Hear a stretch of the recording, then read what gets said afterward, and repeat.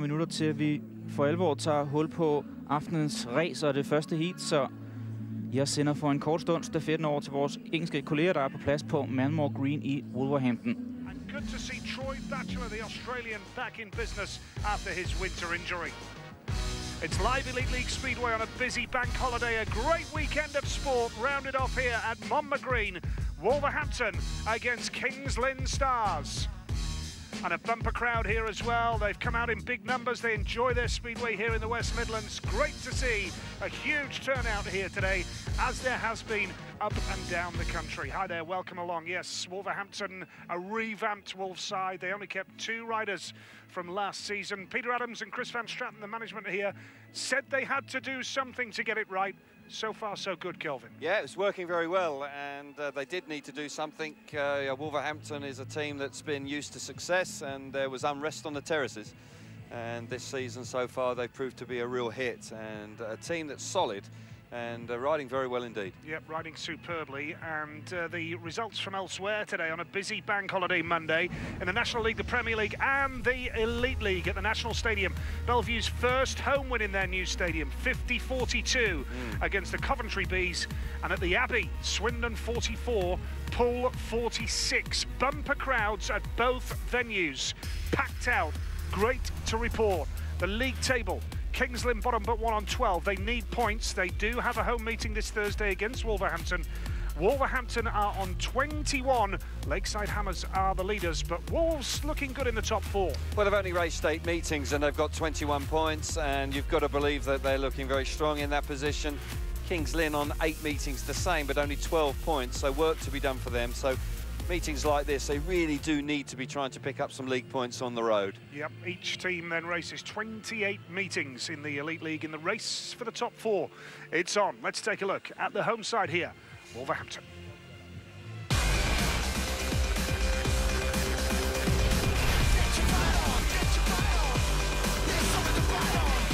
And the Wolves line up like this then. The captain and number 1 is Freddie Lindgren. They call him Fast Freddie, and he has been fast so far this season. In wonderful form. Mikkelbeck, talented Danish rider, goes at number 2. Sam Masters, the Australian wild card in Melbourne at the Grand Prix last October, goes at number 3. A Swedish youngster, Jakob Torshäll, at number 4.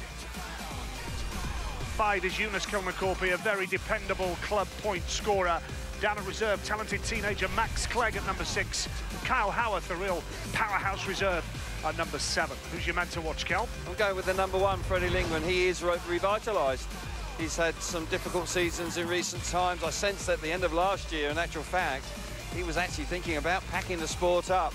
A big change of equipment, and he's hit the ground running this year. He's had a couple of Grand Prix, but he's doing sterling work for the Wolverhampton Wolves so far this season, so yeah, keep a lookout for him. They've got strength in every department, Wolverhampton. That's certainly the case. They'll be tough to beat. Can the Kings Lynn Stars do it? Let's take you through the Stars lineup.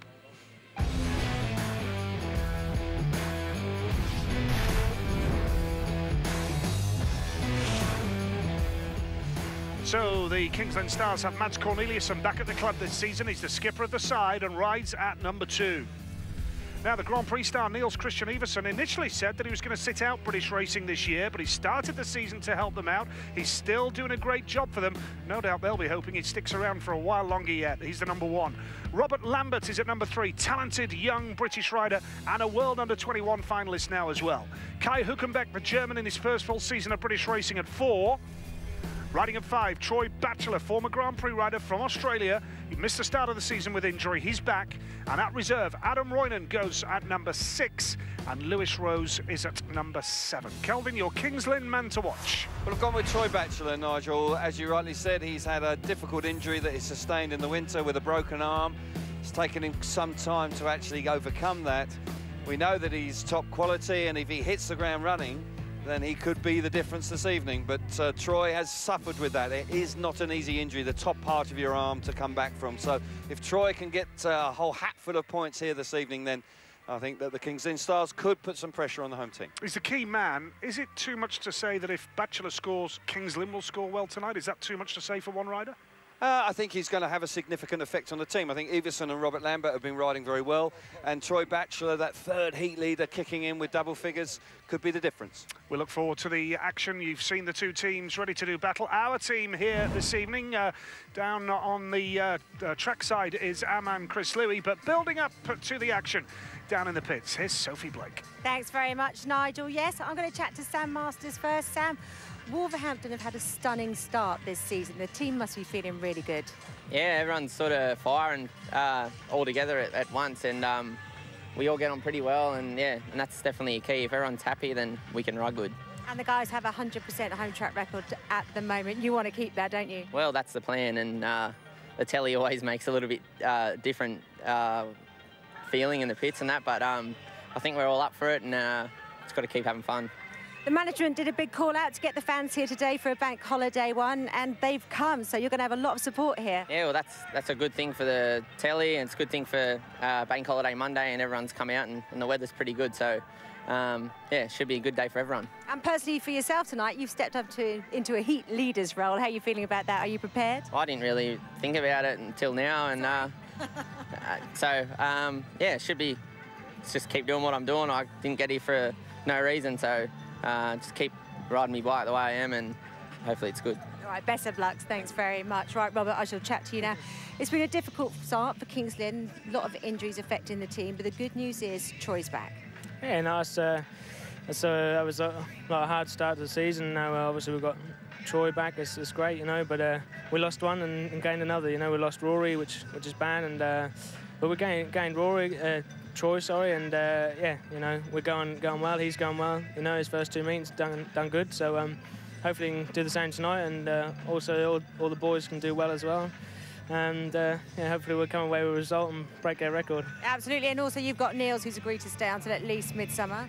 Yeah, you know, that's a great part as well of the team. So yeah, he would be a big loss, and you know, we want to try and keep hold on for the rest of the season. All right, best of luck. Thanks very much. Cheers. And over to track on Chris on the track side.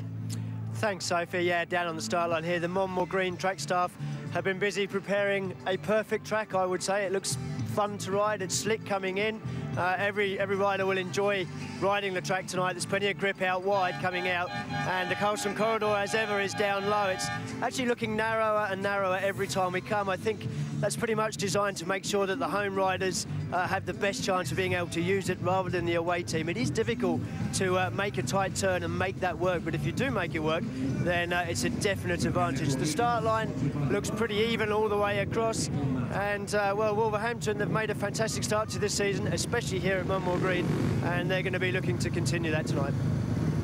They are. It's a tough ask as far as Kings Lynn are concerned, but this man, Niels Christian Iversen, is an inspirational character, one of the top riders in the world of Speedway, and looking to really have a big impression on the Grand Prix series. Had a bad injury in 2014 with knee damage that ended his season early. But certainly a boost for Kings Lynn that he is here for the time being. Mikkelbeck goes off the inside in blue for Wolverhampton. Mats Corneliusson is off gate 2 in yellow and black for the Stars. Freddie Lindgren goes off gate 3 in red. He'll take some stopping tonight, and his battle with Iversen alongside him will be well worth watching here, Kel. Yeah, looking. Og efter denne præsentation fra vores engelske kolleger, så er det mig en ære at byde indenfor her på Wolverhampton, der altså danner hjemmebanen om det her opgør mod Kings Lynn. Vi så lige kort på grafikken. Rent skandinavisk opgør her i Heat 1. For gæsterne er det to danskere, Niels Christian Iversen og Mads Corneliussen. Og for hjemmeholdet Wolverhampton Wolves, der er det altså deres første kører, svenske Fredrik Lindgren, og så Mikkel Bæk, der starter. Så vi får altså masser af danskere i aktion fra første sekund her på banen. Monmore Green i Wolverhampton.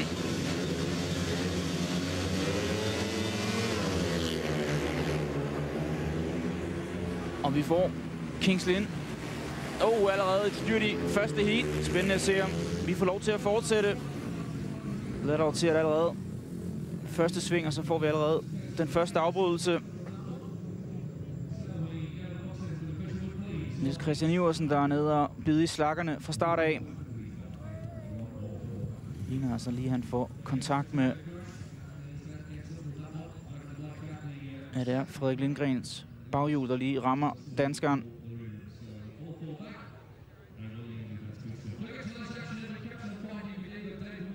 Det er altså sådan, de her serier, at hjemmeholdets rytter har rød og blå hjelmfarve. Lindgren i det her tilfælde med den røde, og gæsterne med gul og hvid. Så altså lige, han lige træffer forhjulet på Niels Christian Iversen. Deres kamp om at komme først ud af det første sving.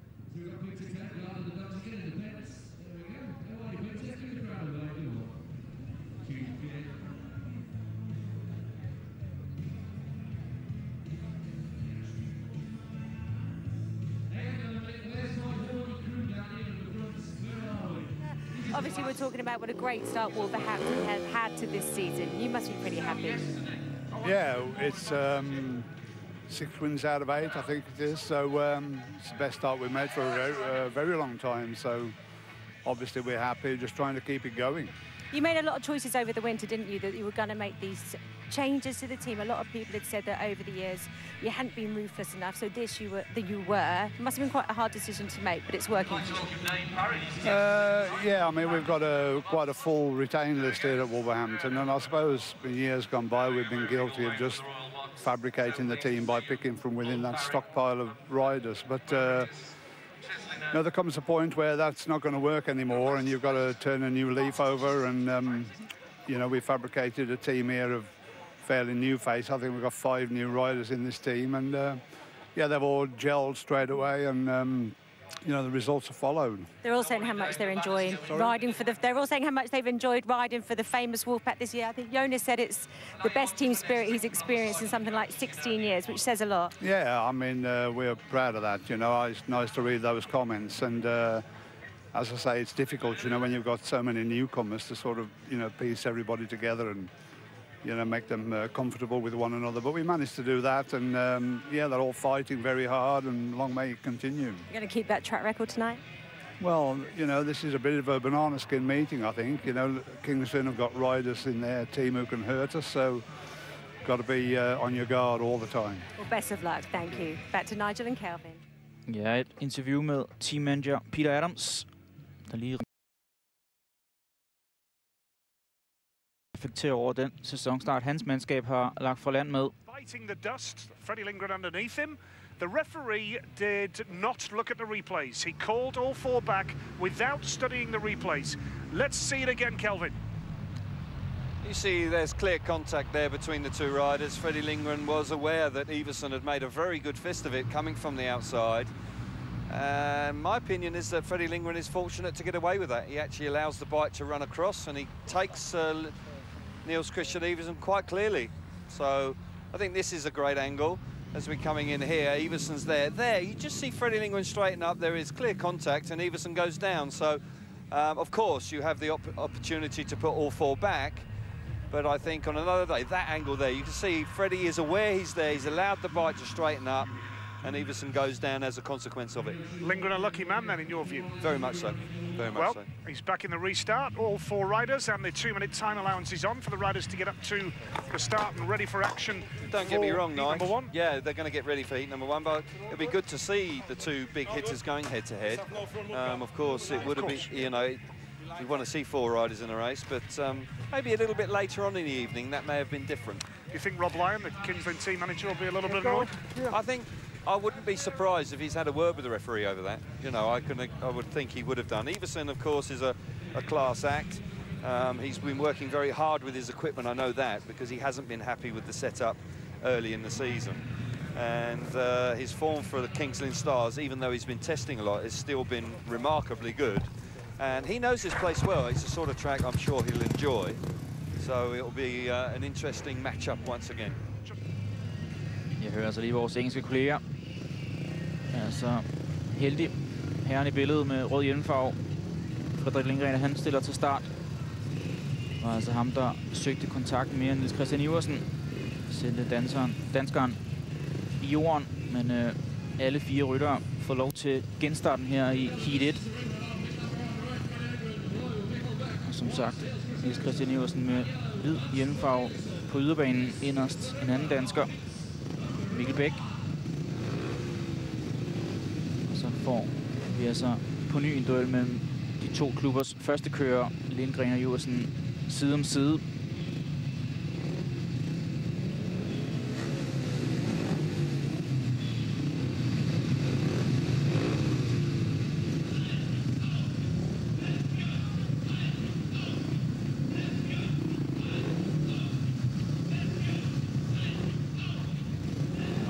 Kings Lynn. Rytteren, der står og venter på, at det bliver deres tur i det kommende heat. Skal altså lige have overstået første heat, inden at Robert Lambert og Kai Hülkenberg skal i aktion. Kan de være med til at klappe Iversen eller Corneliussen frem til point for deres mandskab.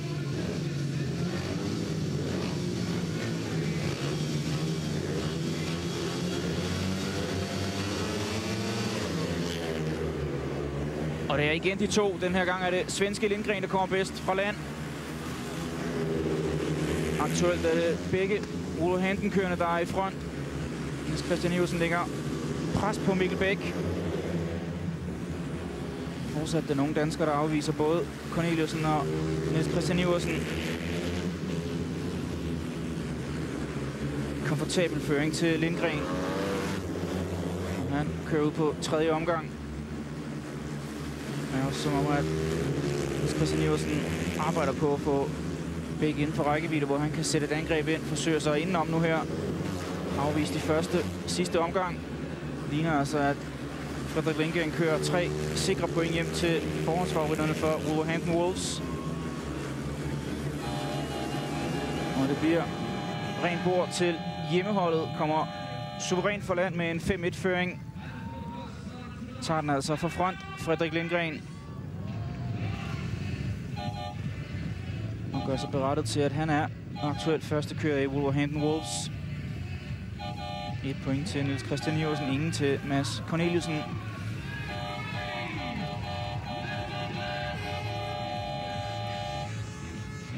Og så beviser de altså igen, hvorfor de har været så suveræne på egen bane. Wolves ubesejret indtil videre, og som grafikken også fortæller, 5 point til deres 2 kører.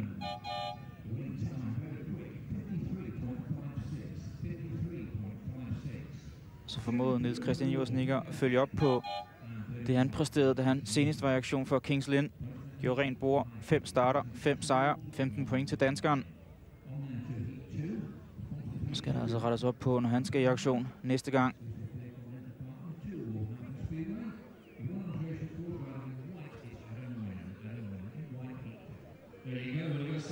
Kommer slet ikke tæt nok på Frederik Lindgren i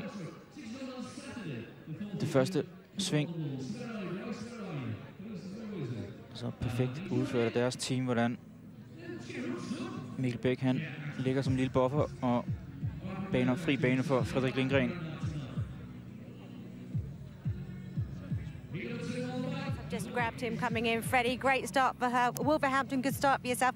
Little bit of controversy with the first race, though. Yeah, it's always great to start the meeting with a heat advantage, and the first incident, there was close call between me and Niels. I pushed him a little bit and all for back. There was talk that you were lucky to get back into that one. Do you feel that? I don't feel lucky. All right, thanks very much, Freddie. Best of luck. Ja, føler sig ikke heldig. Engelsk reporter, der altså lige stikker lidt til, hvorvidt han var heldig at få lov til at stille start i første heat, hvor vi er tæt på at få taget hul på aftens anden. Hjemmeholdet med Carl Howard og Max Clegg. Og så Adam Rose og en gæstekører i dagens anledning, Adam Ryan. To see just how far he'd taken Niels Christian Iversen, and he had gone right over to the off-camber, so in heat 1 it was going to be difficult to stay on his bike from there. But as the lads line up, it's going to be interesting to see Carl Howarth lines up on gate 4 in this one. He's ridden at every position so far for Wolverhampton, second string, heat leader and reserve, but I think he's probably at his best at reserve for them and makes them even stronger tonight.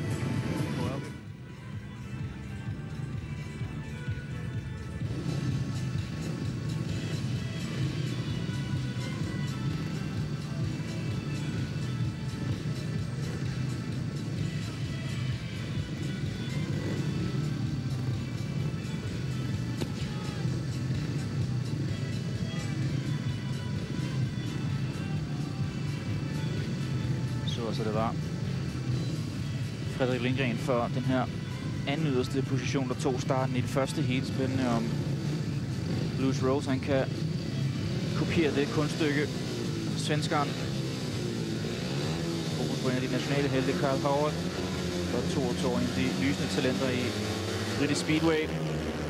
Og det er på ny den her tredje position, der får starten. Lewis Rose. Og så har vi altså fået det omvendte billede fra det første heat. 2 Kings Lynn rytter i front. Så der er altså opgave for Rynon, der skal holde Howard og Clegg bag sig. Alt imens Rose han kan udbygge sin føring i front.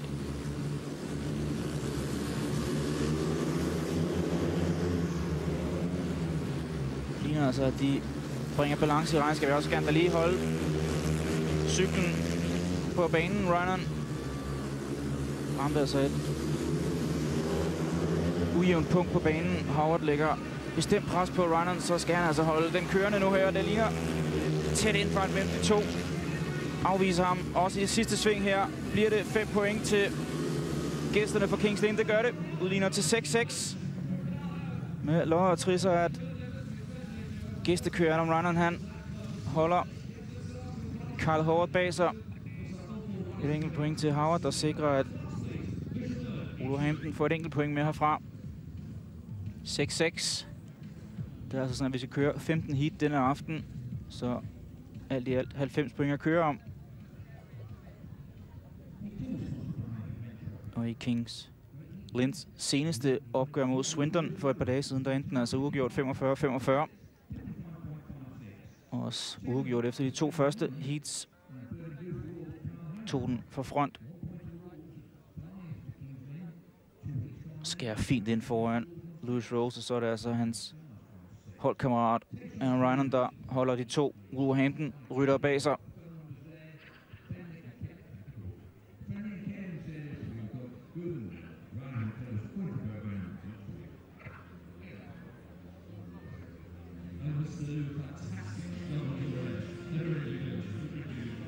Lige før han mister kontrollen over cyklen her, Aaron Rynon får altså lige puttet en skulder ind på Howard.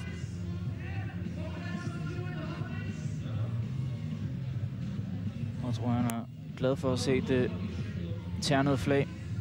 Kunne næppe have holdt Howard bag sig en omgang mere. Lige før. Thank you, Lewis. That was a great comeback for Kings Lynn. Yeah, no, I made a good start, and track's really nice tonight, so yeah, no, it was a good start. Rob said we were going to see a different Lewis this year. You worked really hard over the winter, haven't you, to turn things around? Yeah, no, I've been training all winter and improved on the bikes and myself, and just trying to do everything the best I can to make myself better, so no, it was good. And the team are feeling good for tonight? Yeah, I think all the boys are pumped up, so hopefully we can keep it close or maybe even take the win. So. Fantastic, best of luck, thank you. Det er måske lidt uventet, at man fik en heatsejr fra hans vedkommende. Lewis Rose, blot 3. heatsejr til ham i turneringen indtil videre. Elite League Speedway her fra de britiske øer. Så skal vi have Robert Lambert og Troy Batchelor i aktion for gæsterne Kings Lynn. Indeholdet Sam Masters og finske Jonas Kylmäkorpi.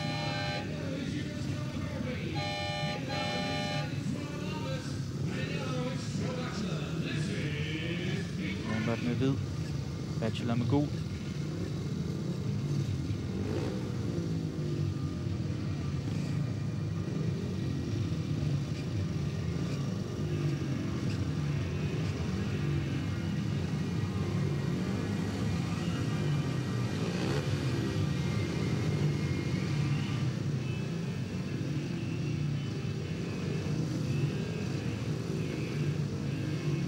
Netop returneret fra en længerevarig skade. Troy Batchelor brækkede vinters armen efter en ulykke i forbindelse med noget motocross i hans fritid. Han har så sat ham på sidelinjen et stykke tid.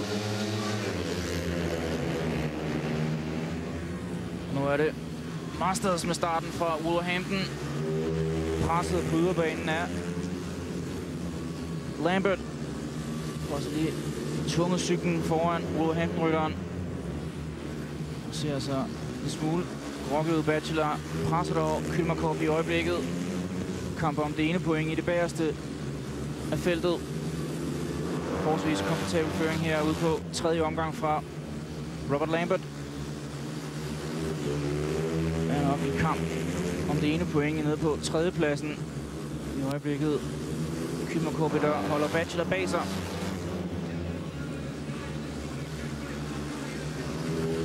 Og sådan en afstand, der er umulig her lige nu også. En mand, der har resigneret Bachelor. Det forbliver ved de 3 point til hvert mandskab.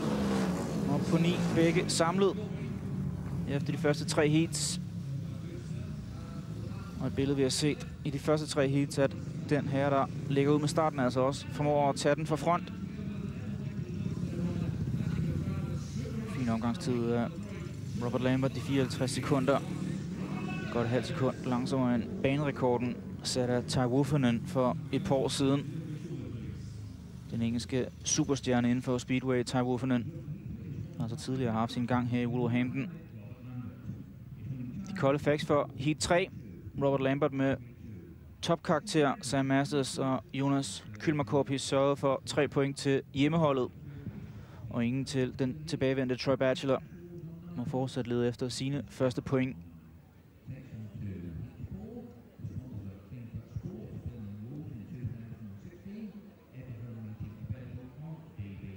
Og ser så igen den her 3. position, der danner starten. Så bliver han sådan lidt snydt. Sam Masters havde ellers kommet fint ud fra land. Så finder han altså det rette grip. Yderbanen derude. Robert Lambert.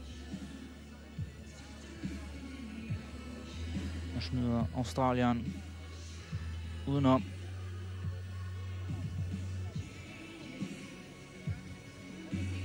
Og sådan fejrer man altså en heat-sejr på de her breddegrader.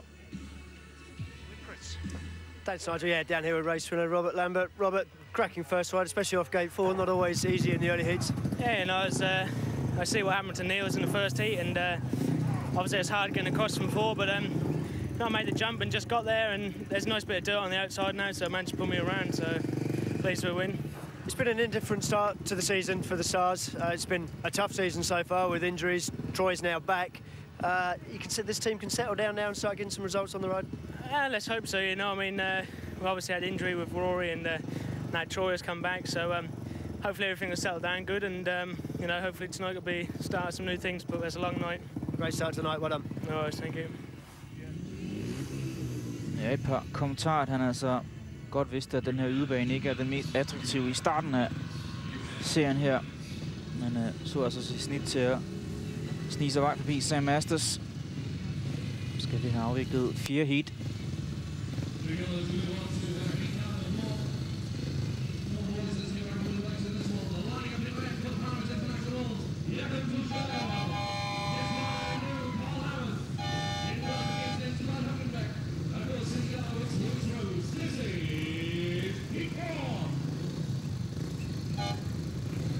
Første gang vi ser tyske Hülkenberg i aktion. Også første gang med yderbanen rød hjelmfarve. Jakob Torsell.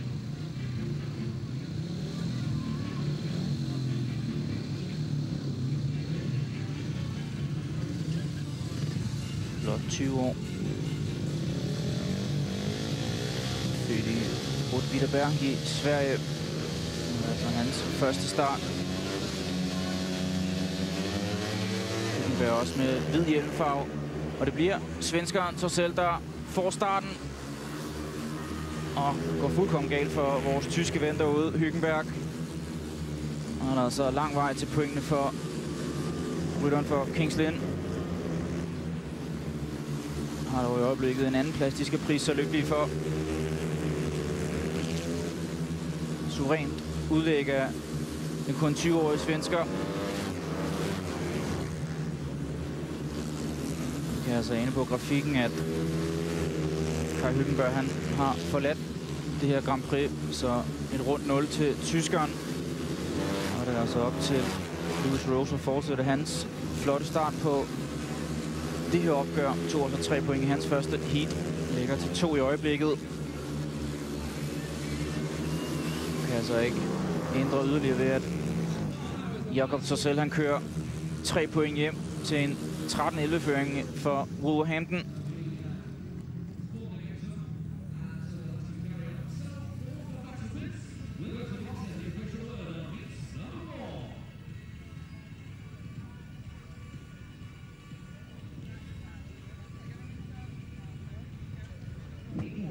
Så 3 point altså til Jakob Tessel og Kai Hülkenberg, der ikke fuldfører løbet.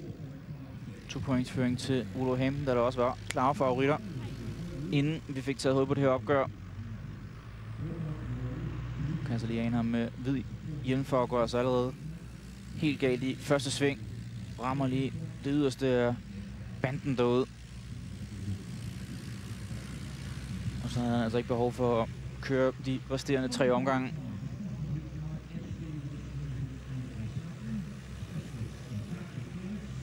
Men at man allerede har fået 5 point for Lewis Rose, har der været en overraskelse. Ikke en af de store pointhøstere.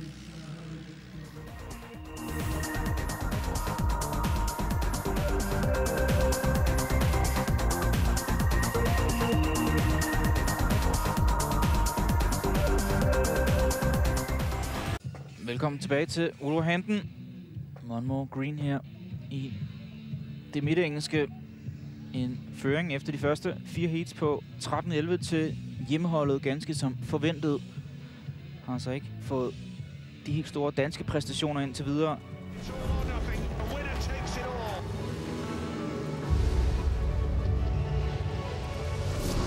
It's time for the talking to stop and the action to begin. Nichols has set the record! 7 British titles! It's Ty Woffington! He is the new British champion!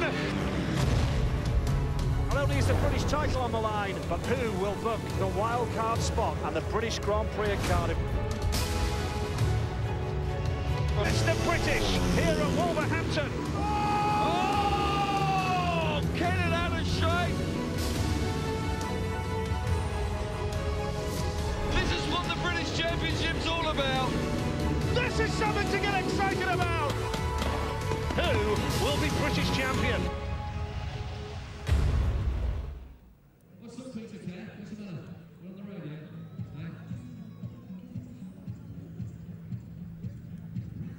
Hey, I'll tell you something else as well.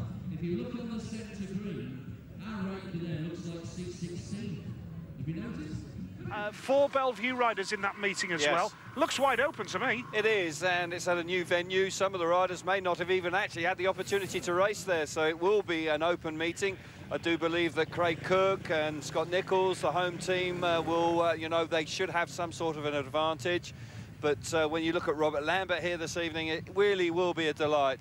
I think the new surroundings with a terrific stadium to race in, I think it will be a special occasion. Well, all the reports we're getting back from Manchester today was their meeting against Coventry was absolutely fabulous today at Bellevue in front of a big crowd.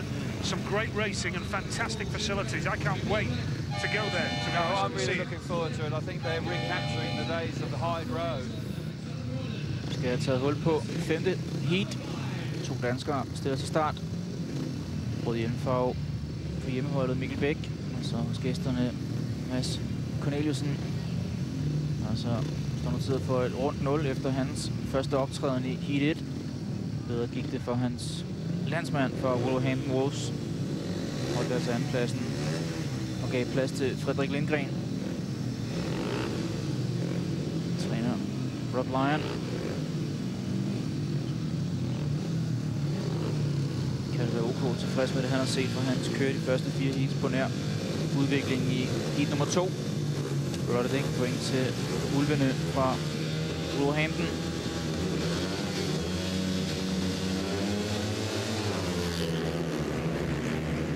Bedre start her, men igen er det ved rød hjelmfarve. Mikkel Bæk, der skrider frem. De 2 danskere, der duellerer om førstepladsen, har henvist de 2 andre ryttere til sekundære placeringer. I øjeblikket er det Bæk med overhånden, som vi så det ganske i heat 1. Men arbejder så langsomt ind på ham. Mads Corneliussen.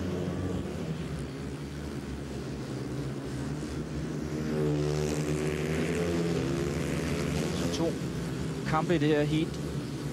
En om heatsejren og den anden om det ene point. Ryan er heller ikke inden for striking distance af Clegg endnu. Det ligner altså, at Mikkel Bæk, han forholdsvis komfortabelt kører 3 point hjem til sit mandskab. Letter lige på forhjulet. 4-2 her i Heat 5.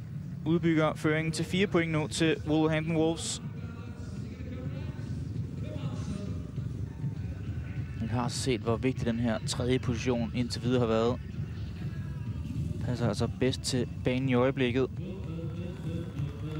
Nu må der forventes, at banens bestand ændrer sig en smule, som aftenen skrider frem.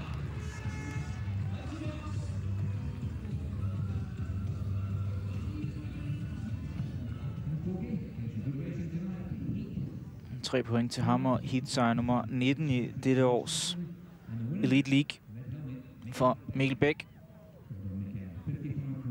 21 år. Fra Glumsø i Danmark. Og henviser altså landsmand Mads Corneliusen til 1 point mindre. Men så får han da også startet sin pointhøst denne aften i Wolverhampton. Bliver så lige den lille i duellen på inderbanen. En god billede, hvor han ligger nærmest sidelæns på cyklen. Mikkel Bæk tvinger det maksimalt ud af hestekræfterne.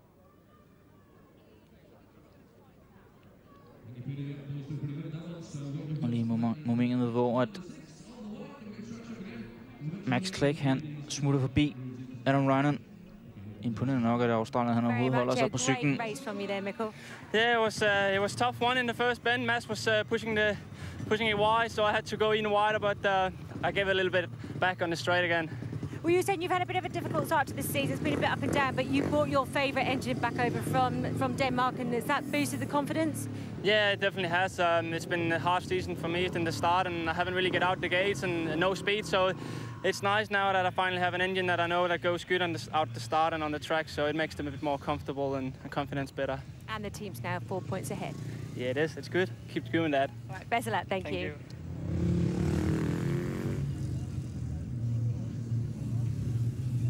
Fra en dansker til en anden.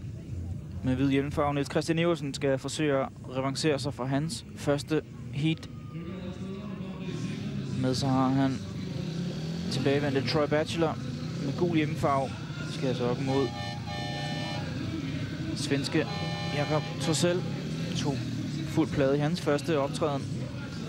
Og så også en af de varme herrer for Wolverhampton Wolves, Sam Masters med rød hjelmfarve.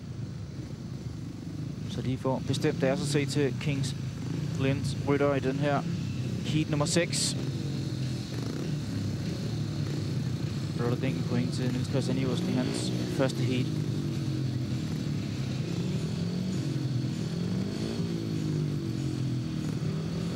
Så at på udebanen Troy Batchelor så en smule rusten ud efter hans længerevarende skadesperiode.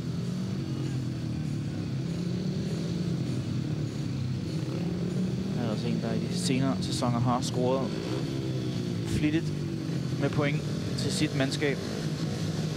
Skal forsøge at finde tilbage til de takter, hvis Kings Lynn skal avancere i tabellen og blive et playerfolk, som de har været i de senere sæsoner.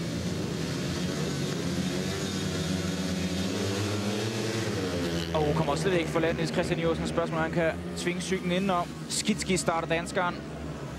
I stedet er der altså Masters, der tvinger sig frem og igen.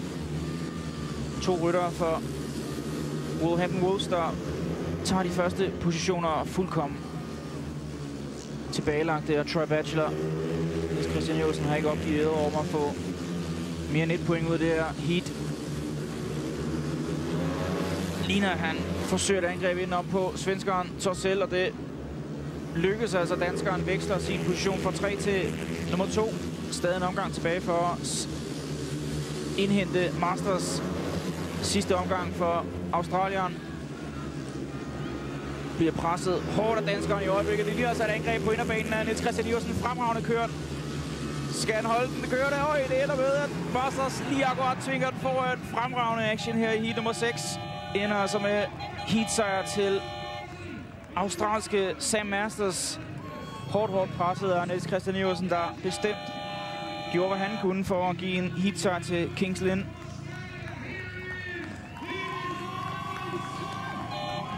Spændende at se starten igen, hvordan danskeren slet ikke får sluppet koblingen. bliver han altså lukket inden af både Masters og Torselli første ombæring.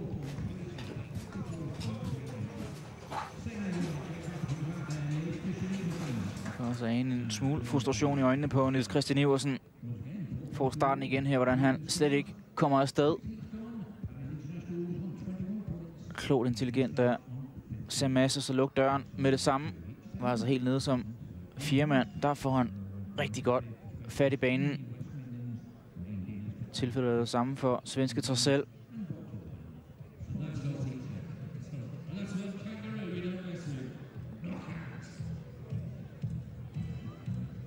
Og så en herre, der slet ikke er stemplet ind endnu. Troy Batchelor. På ny en sidste plads i hans 2 første heats. Sin reaktion af Niels Christian Iversen, det koster ham altså en heatsejr.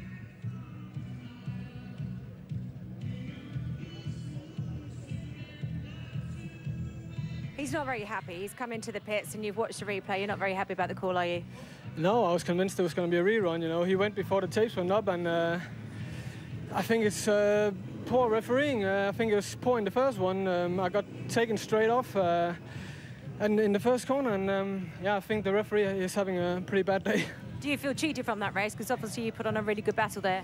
Yeah, I was sort of going a bit half throttle on the first half lap because I was just waiting for the red light to come on because I could see... Oh, look, here we go. You can see it on the monitor again now. He goes the same time as the tapes goes. Do you think that was just a flying start? It was a difficult one for the ref to call there. You know, they call it off. They call it back the 9 times out of 10 when it's like that. But yeah, we just gotta keep going, and I'm sure that there's more to come from me. All right, we'll keep it up. Keep going. Thank you. Ja, tydeligt frustreret. Niels Christian Iversen har altså i 2 ombæringer nu her følt sig snydt. Hans første heat, hvor han klart mente, at han blev underkørt af Frederik Lindgren den her gang, så mener han altså, at Sam Masters får det, man kalder en running start. Timer sit slip på koblingen lidt for godt, og balancerer sig også lige på reglernes med, hvad man er til at ej. Vi skal have taget hul på 7. heat. 6 points føring i øjeblikket til hjemmeholdet for Wolverhampton.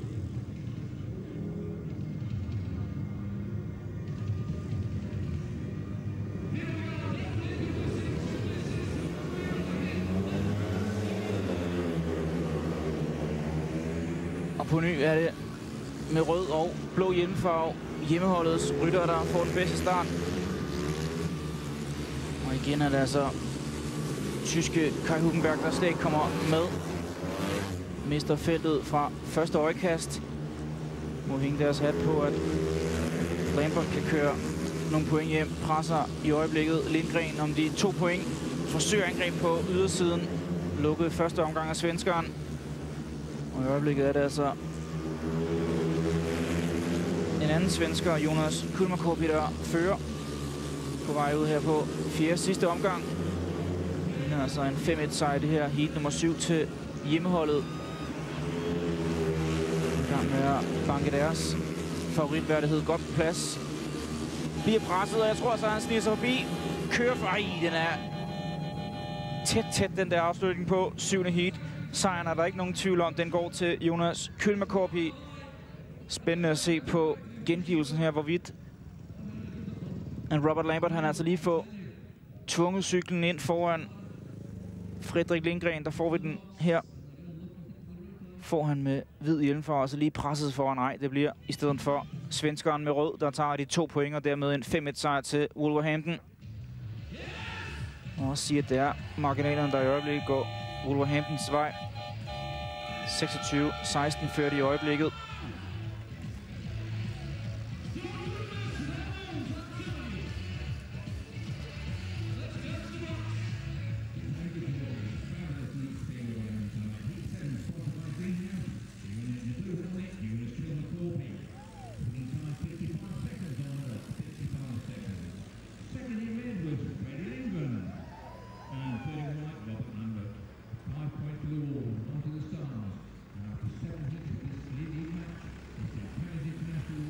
Lindgren, der altså lige får skubbet til Lambert.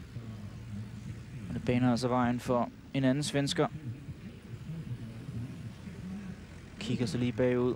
Det var altså lige før den røg ud af hænderne på den anden plads. Lindgren stejler en smule ud af sidste sving.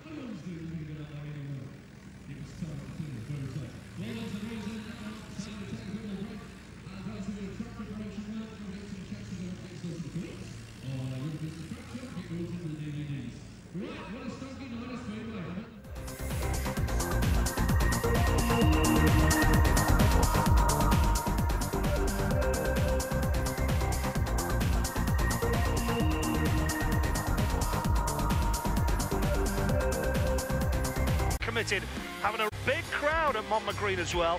Masters and Everson with a bit of a ding-dong in heat number 6. And it's the Wolverhampton Wolves who have just managed to pull clear. Lambert going close to Lindgren in heat 7. And we're up to heat number 8. Wolves are 10 points up at 26 points to 16.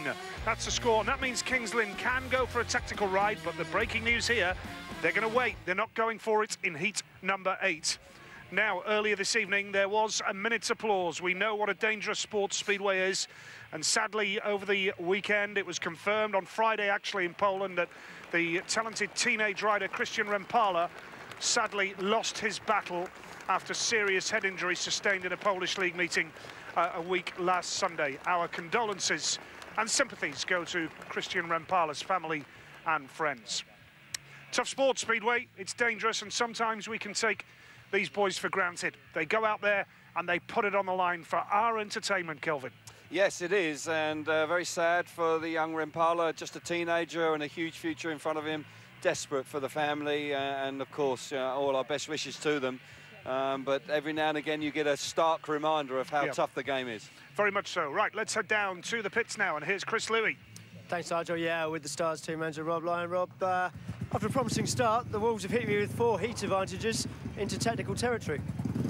Yeah, all of a sudden the boys started well. We had a bright start, as you say, and yeah, just the last few heats we've fallen away, but long way to go yet. So a lot of heats to be ridden. So hopefully we can get back into it.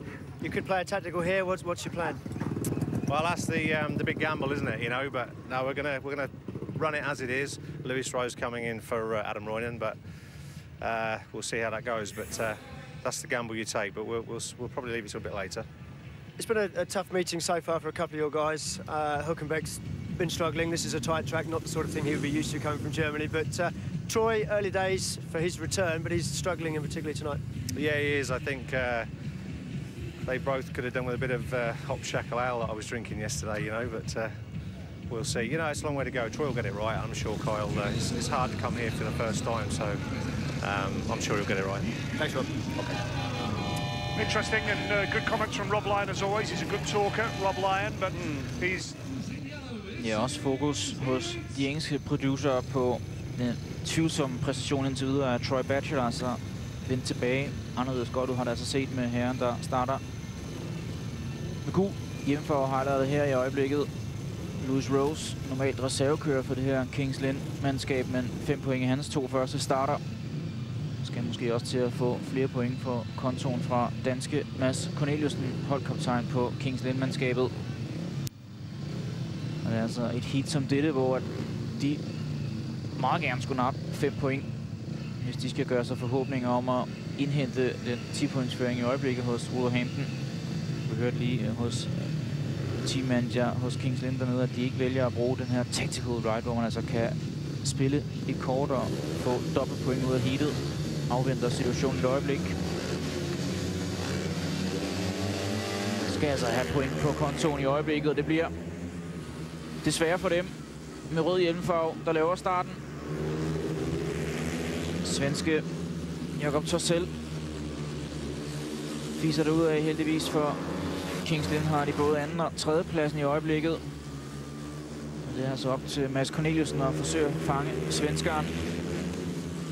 Lewis Rose bliver også presset på tredjepladsen i øjeblikket af Carl Howard på tredje omgang.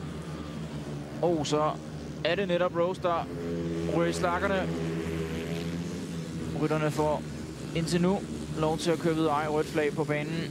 Vi får afblæst heatet, inden de kører færdigt. Så ikke helt, hvad der skete i forbindelse med faldet til Lewis Rose. Kyle Howard hurtigt over for at tjekke tilstanden for hans konkurrent, men også kollega.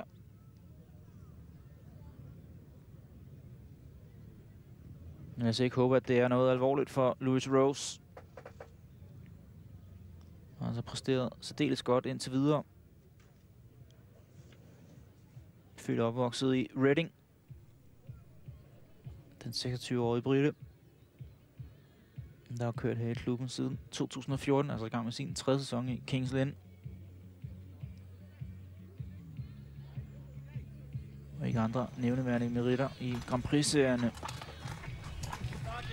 Is it a water or? We don't know anything yet. But it was good first start and corner. Yeah.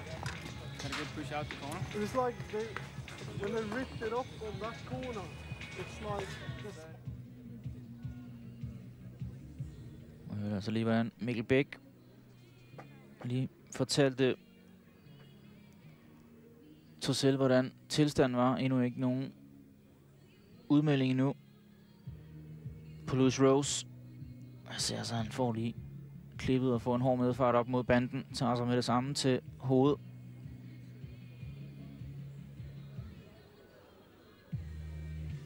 Kommer til at ligge nærmest oven på cyklen, da han falder ind i banden.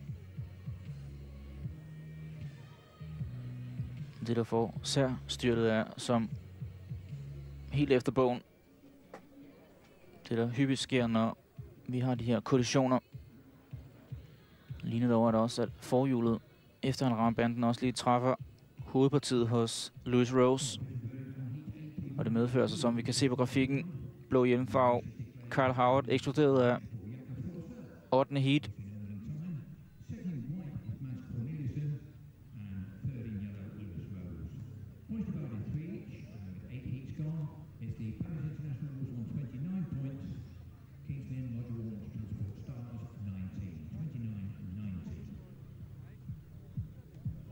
Three points apiece, but quite clearly we're hoping that Lewis Rose is going to be okay. Yeah, he's gone down heavily there, and at the end of the start and finish straight, you are carrying quite a lot of speed. And young Kyle Howarth this evening, who's dropped back down into reserve, hasn't been making starts. And I just sense right from the word go, he's probably been trying just a little bit too hard. Just needs to settle a little bit and probably ride a little bit better. Good to see him on his feet there. That's terrific. Lewis Rose, who came from motocross, a late starter for Speedway, but is beginning to make his way, and was enjoying a really good evening. So it will be interesting to see what it has been awarded. But Rob Lyon, who's the team manager there, chatting to his rider, probably would want to restart there, trying to get heat advantage out of it. Well, I just wonder, Kelvin, if they can get a 3-all here in heat number 9 as well. They could then go for Everson on double points in heat number 10. I wonder if that's in Rob Lyon's thoughts here, alongside Dale Allett. Possibly Everson coming out of gate 1 against Sam Masters and Kilmacorpy, not an easy race. But also you've got to look at Cornelius and supporting him, and that's a tough race. Lewis Rose, Kai Hülkenberg in the next one. Not so sure that's probably favourite at all. So quite clearly Rob Lyon is just taking his time. He's playing the waiting game, but really it's got to be heat 10, really. Yeah, so Lewis Rose walking back. He is due out in the next race. Whether he makes it or not, or whether they put Adam Roynan in, remains to be seen. But heat number 8 awarded 3 apiece. A win for Torshäll, second Cornelius, and third Rose. 3-all, 29.90. Now, let's head down to Sophie. As a wheel comes. Oh, I've just found Rory here, so we'll have a little chat about things. What did you think about the call, first of all, by the ref? Oh, well, it was pretty blatant. I think he got it right. But, you know, I don't deny, you know, you got to give it 110%. But, you know, Carl come under him hard, took his leg, and unfortunately fell off. You know, that's just racing, as simple as that. And it's good to see Lewis walking off, but you said you think he's jarred his neck? Yeah, I think the bike's given him a bit of a whack around the back of the neck, so he had a neck brace on, so hopefully it did its job. You're a man who knows a lot about injuries, obviously. Really frustrating for you. Terrible injuries last year with your spine. Great to see you back this year, and then you go and get a nasty shoulder injury. Yeah, like I said, it's part of Speedway, but, you know, injuries come and go, and, you know, Lewis obviously has got up and walked away, and, you know, got a few races to turn around tonight, and hopefully the boys can come away with a W. Personally, though, what do you think you're going to do? You're looking forward to coming back at some point this year? It just depends on how the injuries go. I'm hoping that we can, you know, heal quicker than what we're doing at the minute. But I think I've got a couple of more months off, which I'm not happy about. But, you know, I've got to listen to my body. All right, of course. You take care of yourself. Best of luck. There's Justin. Yeah, the latest news on Lewis Rose. He is just away to our left. He's taking a quick trip to the ambulance to be checked over. And we hope he's going to be okay, but whether the time will be sufficient for him to take his place in the restart, or whether Rob Lyon will go for Adam Roynan here, remains to be seen. Probably wise to swap them around now with the injury to Lewis Rose. Let's hope it's not too serious. It's a tough time, isn't it, for Rob Lyon right now? He's sort of juggling his pack a little bit. He's played the waiting game. Not easy when, you know, after Heat 11, you can't use the tactical ride anymore, so he will be forced to use it if they stay 10 points down. But if he waits for Niels Christian Iversen in Heat 10, then that's a tough race, because he needs support from Corneliusson there to make the most of it, to try and really make an impact in this meeting now. Yeah, the weaklings for Kings Lynn so far, Troy Batchelor and Kai Hülkenberg, who've failed to score for the Stars. If they had done, they wouldn't even be in tactical territory. Exactly, and the fact is that they could wait until Heat 11, where they've got Robert Lambert, but then Troy Batchelor, unfortunately, is not riding well this evening. He hasn't got amongst the points, so that's a tricky one. So probably Heat 10 is looking likely for the tactical ride. Well, just while we're waiting for heat number 9, let's remind you of what's coming up. More live Speedway, and look at this. It is busy. Wow. We love our Speedway. Wednesday night, June the 1st, Lakeside Hammers against Wolves. That will be a belter at the Arena Essex Raceway, 7:30, Sky Sports 1. Don't miss that. Then we're back with the British final on Monday, June the 13th at the National Speedway Stadium, Bellevue, Manchester, 7:30, Sky Sports 3. Then we're at Kings Lynn, the Adrian Flux Arena, one of the best racetracks in the country, against the Coventry Bees, Wednesday, June the 22nd, 7:30, Sky Sports 1. Then we're going into the Premier League, and we're up north. We're at the Berwick Bandits against the Workington Comets on Monday, June the 27th at Shieldfield Park. And then the biggest rivalry in British Speedway right now, the Glasgow Tigers and the Edinburgh Monarchs. Scottish Derby, first time we've covered a Scottish Derby on Sky Sports. It's Ashfield Stadium, 7:30 on Wednesday, June the 29th. Glasgow, Edinburgh, real ding-dong derby, a real battle coming up, plenty of rivalry there. Absolutely, I can't wait. It's a mouth-watering meeting in prospect. There's no doubt that at the end of last year, there was some real ding-dong battles between those two teams. I've got to say that Wednesday night's meeting will be something to watch. And of course, the British final coming up will be extra special. So, yeah, great to see so much Speedway coming up in June. Lakeside have made a good start to the season. Yes. Wolves we know about, we're covering them tonight. They'll come to Arena Essex on Wednesday night, and Wolves will fancy turning over the Hammers. I think so. I think there's no question they will. You know, they're going to be there's a good chance they may well win tonight. They'll go there unbeaten. Lakeside are unbeaten at home. Two confident sides, but there's no question. I sense that Lakeside will be under it'll be a real test for them. Yep, should be a cracking meeting on Wednesday night. Looking forward to it. Now, Kings Lynn manager Rob Lyon is with Chris Louis. Thanks, Nigel. Rob, first of all, the most important thing, a quick update on Lewis's fitness. Yeah, I just want to check him out in the ambulance there, because he wasn't knocked out or anything, but they weren't too sure. They just want to make sure he's okay before they make a decision on it, really. It's whether he can continue or not. Yeah, and it's going to be tough for him and tough for you guys, because he's been a great performer so far, 6 points from his 3 rides. Yeah, absolutely. You know, that's the way it is, isn't it? You know, if your luck's going for you, it's great. If it's not, it's not. But we just got to battle on, and if he's out of the meeting, obviously, then Adam will have to take his rides, and we'll go from there. We're just going to wait and see what the outcome is, really. Looks like you were justified not using the tactical ride in that one. Could be saving it for Heat 10 if things go according to the form book.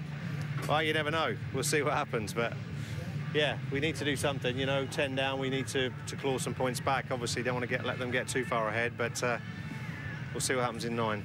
It only takes that one race, though. If you can pull back that 8-1, then what it does for the confidence in the side is the most important thing. Yeah. Almost as important as the points themselves. Absolutely, yeah.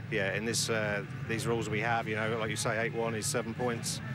So if we're 10 down with that one to go, then that's what we'll be doing. But we'll see. Thanks, Rob. All right. Yeah, it'll be interesting to see how that pans out. Lewis Rose is in the ambulance away to our left, just being checked over after that incident. He was down on the track for quite some time, and he is due out here in heat number 9 in the yellow and black helmet colour. The easiest thing, I guess, would be to throw Adam Roynan in, but clearly Rob Lyon's got his hopes on Lewis Rose racing in this race. Yeah, because he's been a star performer. As Chris was saying, he's scored 6 points from his first 3 rides, and he's been solid so far tonight. Adam Roynan probably isn't quite at the same level this evening, so yeah, he'd rather have his best possible lineup for the next race. So I'm sure the referee will give him a certain amount of time, but he won't wait forever. Well, these sides meet again on Thursday as well. It's a busy old week for Wolves, isn't it? Because they're at Lakeside Wednesday, they're at Kings Lynn on Thursday as well. Kings Lynn against Wolverhampton. So that should be a cracker as well at the Adrian Flux Arena on Thursday night. Right, we're going to take a short break now whilst we await the verdicts on Lewis Rose and whether he can return to action.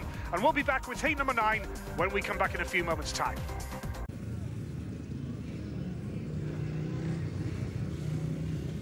Og tilbage her med heat 9 i støbeskeen. Altså lidt tumult i forbindelse med skaden til Lewis Rose. Heat 8 blev altså afviklet med en tildeling. Diskvalifikation af Carl Howard, og dermed 3-3 fortsatte en 10-pointsføring til Wolverhampton 29-19. Så var der lidt snak i studiet hos vores engelske kollega om, hvorvidt teammanager Rob Lyon han vil benytte sig af den her tactical rider, man kan benytte sig, når man er nede med 10 point. Har dog holdt en smule nu her og sætter sin lid til, at Hülkenberg eller Ryan kan altså se, at det var Lewis Rose, der skulle have stillet start her i heat 9 med gul hjemmefarve. Har altså ladet sig erstatte af Adam Ryan i stedet for. Det betyder formentlig, at vi har set det sidste til en ellers velkørende Lewis Rose denne aften.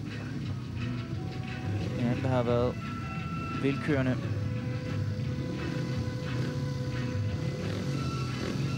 Højre danske Mikkel Bæk.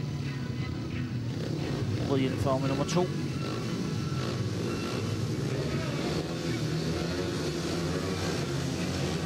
Spændende, som han kan fortsætte de her takter indtil videre.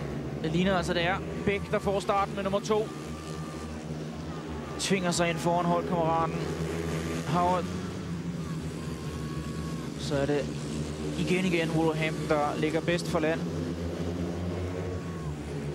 Kai Hülkenberg har fået bedre gang i cyklen. Hans 2 første heats presser i øjeblikket Carl Howard om andenpladsen. Ligner altså, at Mikkel Bæk han suverænt kører førstepladsen i hus. Så ligner det altså, at presset hænger på Niels Christian Iversen. Det bliver Hülkenberg, der netop sniger forbi en fejl af Howard. Tillader tyskerne at køre indenom. Så skal han passe på, at han ikke smider det yderligere. Nu er jeg måske for tidligt til at afskrive Kings Lynns chance den her aften. Men det er altså op til Niels Christian Iversen i det kommende heat 10. Vi vil formentlig se, at Rob Lyon han spiller det her tactical ride-kort på danskeren. Og mulighed for at køre 6 point hjem til sit mandskab. Man er i øjeblikket nede med 12 point. Og det er der også fokus på Niels Christian Iversen her. Ved at påføre sig den hvide hjelmfarve til heat 10. Heat 9 blev vundet af danske Mikkel Bæk. Tog den for front, den 21-årige dansker. Og har scoret rigtig fint med point indtil videre.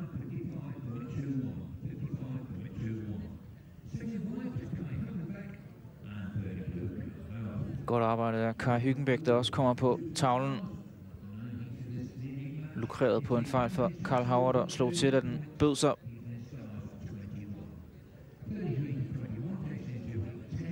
Men det er bare eminent taget fra start af. Perfekt timing i hans slip af koblingen. Og så var der altså ikke noget slingervalgen hos den danske rytter. Får vi fejlen af hans holdkammerat Carl Howard. Kommer lige en anelse for langt ud. Og så får tyskerne altså grip på inderbanen. Kan forholdsvis ubesværet kæmpe sig vej forbi Howard.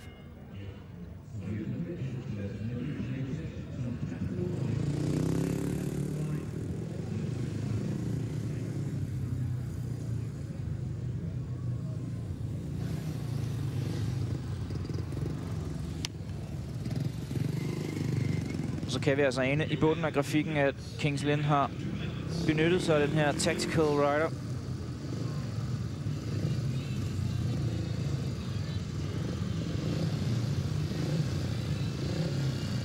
Så altså, det ikke har været det bedste udbytte indtil videre. 3 point i aften, og Christian Iversen har nu muligheden for at putte 6 yderligere på kontoen. For også at fordoblet sine point i det her heat nummer 10.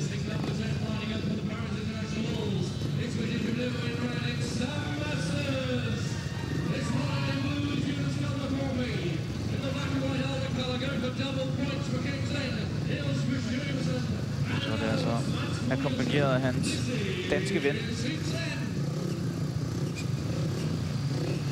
Mads Corneliussen, der indtil videre heller ikke har leveret det bedste 4 point af danskeren. Det er hans 4. heat nu her.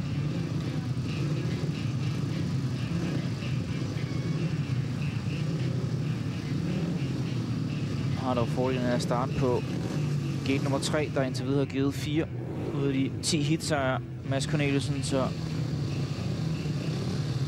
er det her muligheden for Kings Lynn for at bringe sig tilbage i det her opgør. Hold øje med Niels Christian Iversen med hvid hjelmfarve på inderbanen. Skal altså høste point i det her heat, og det er også ham, der tager starten. Desværre for Mads Corneliussen, får han ikke rigtig grip på yderbanen. Må se sig på sidstepladsen i øjeblikket. Kæmper sig dog forbi Kylmer Korpi, der ser ud til at have problemer med maskineriet.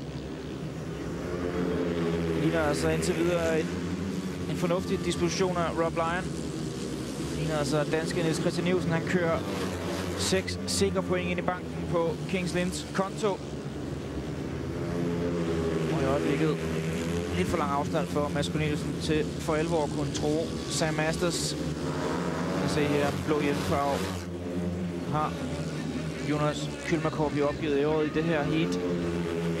Og ligner der også, at Corneliussen han strækker gevær i duel mod Masters.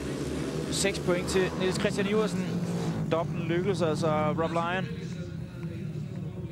Så er de inden for afstand igen. Blot 7 point efter Wolverhampton i øjeblikket.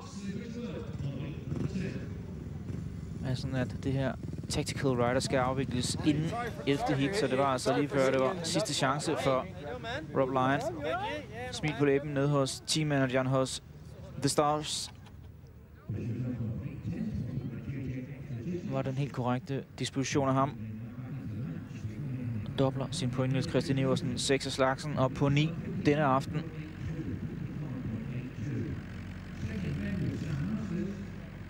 Så Masters gjorde sit for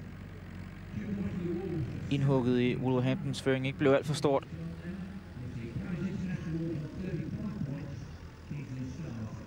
Fremragende kørt fra inderbanen, hvordan han timer det perfekt, Niels Christian Iversen. Og så var der altså ingen vej tilbage for Esbjerg Gensson.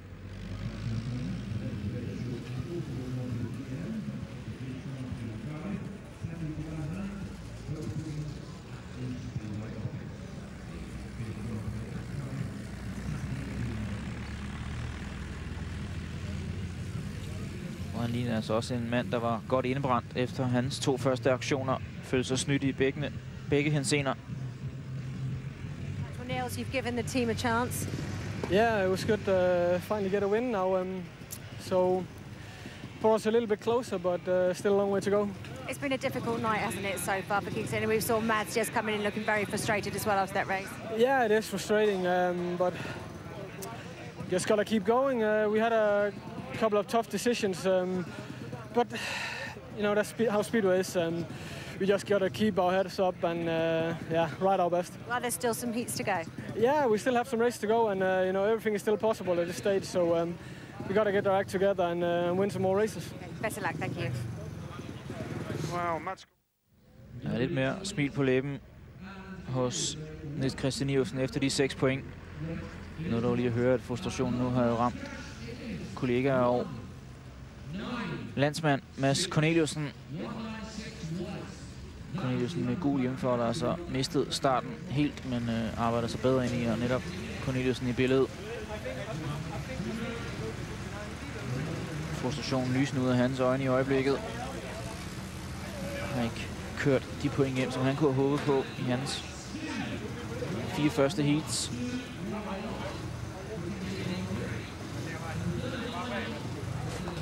Men fortsat opmuntrende i år hos Niels Christian Iversen. Mente altså stadig, der var lang vej endnu. Håbet. Og med W denne aften er ikke opgivet endnu. Han fortsat tro på, at man kan ødelægge den her ubesejrede hjemmebanestil, som Wolverhampton i øjeblikket er i gang med. Det er sådan, at de to mandskaber mødes igen torsdag. Track curator here at Wolverhampton. But Kings Lynn have still got a squeak, just a chance here that they might get something from this meeting. There's 5 races to go, and we'll be back with heat number 11 when we come back in a few moments.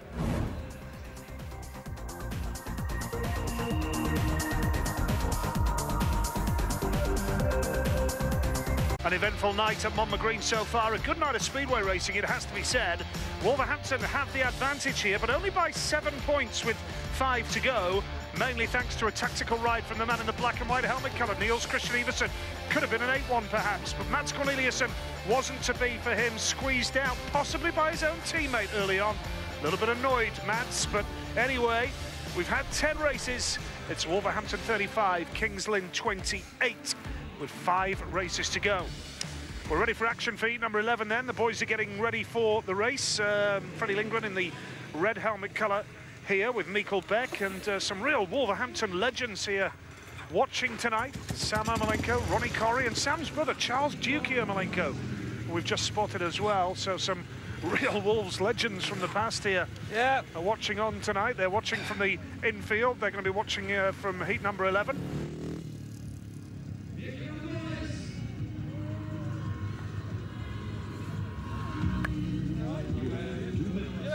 Vi ved nogle af de tidligere legender her i klubben. Blandt andet amerikanske Sam Ermolenko.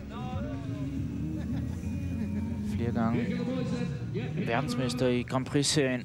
Og har altså fundet vej til Wolverhampton denne mandag aften, hvor det er Bank Holiday i det britiske. Derfor lidt flere end normalt mødt frem her på lægterne i Wolverhampton. Noget skulle jo have tiden til at gå med de kære britter. På deres fridag, så kunne man lige så godt tage til race mandag aften.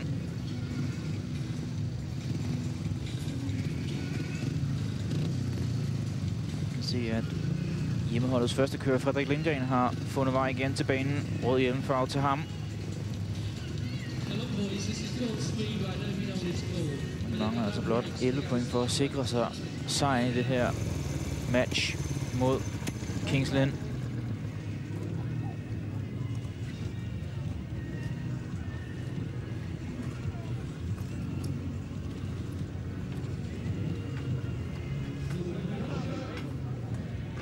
Måske har været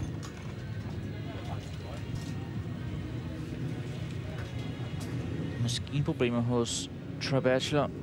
Har i hvert fald fundet vej tilbage til garagen igen. Men hans teammedhjælper er altså begyndt at skrue på maskineriet.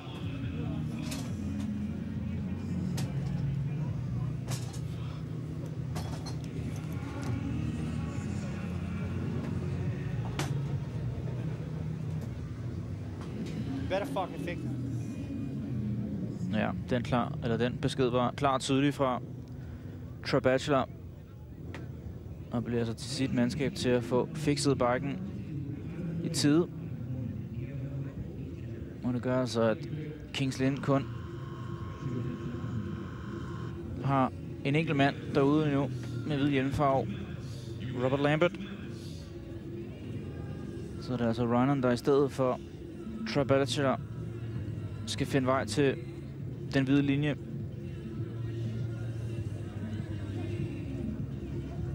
Og det er altså over for første og anden kører for Wolverhampton. Altså benyttet sig af en af de her timeouts. Kings Lynn, hvor man lige kan få ekstra minutter på klokken til at arbejde med maskineriet.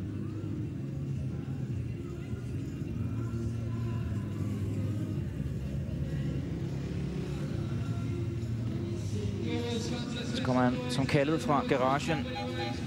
Gæstekører Adam Reiner.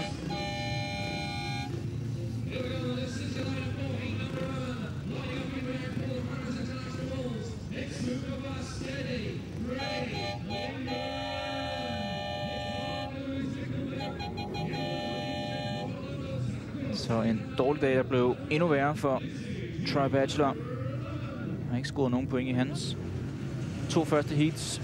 Og nu må det altså være maskinen, der gør, at han er ukomdygtig her i det her 11. heat.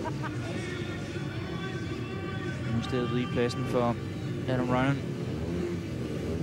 Så ligger der altså et tungt pres på skuldrene af Robert Lambert med hvid hjelmfarve på inderbanen. Skal køre point hjem til sit mandskab, det er i stedet for.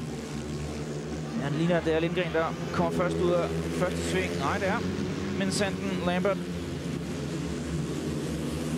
Og når udvandt denne aften Mikkel Bæk på sidste pladsen.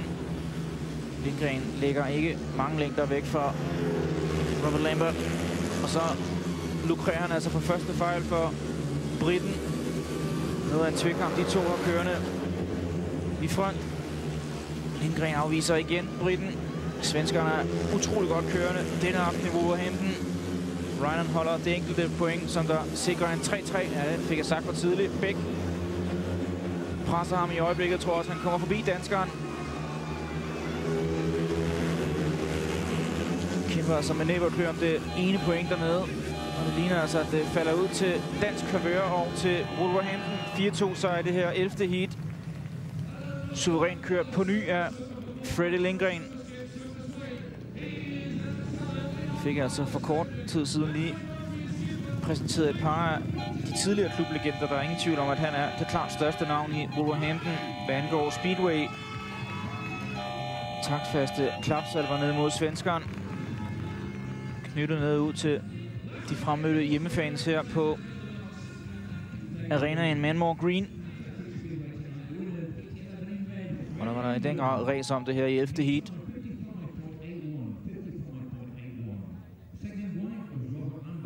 Og Lindgren viser klassen, tager heatsejren og på ny udbygger fyringen. 9 point nu. Og stærkt igen af vores unge danske ven Mikkel Bæk. Formår altså at køre et enkelt point hjem til trods for en skidt start af ham. Og ham øverste billede med blå hjelmfarve.